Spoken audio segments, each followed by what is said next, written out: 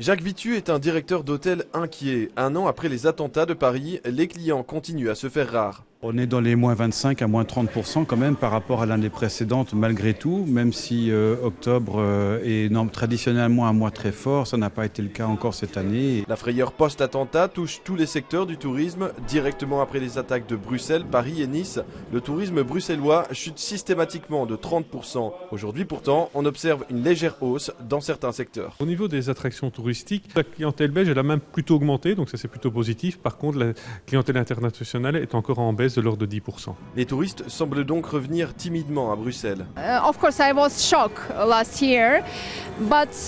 J'étais choquée l'année dernière, mais après tout ça, je me suis rendu compte que tout était normal. Et je suis revenue plusieurs fois à Bruxelles, je ne vois aucun problème, aucune raison de ne pas revenir.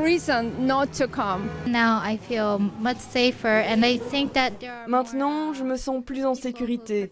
Je pense qu'il y a davantage de gens qui protègent la ville.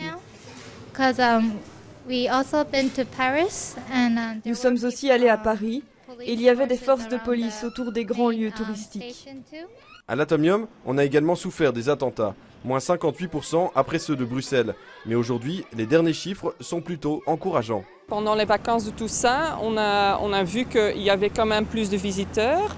On a comparé l'année 2016 avec l'année 2014 et là on a vu qu'on avait 16% de plus de visiteurs cette année. Cette hausse est notamment due aux Belges qui ont fait vivre le secteur touristique en 2016.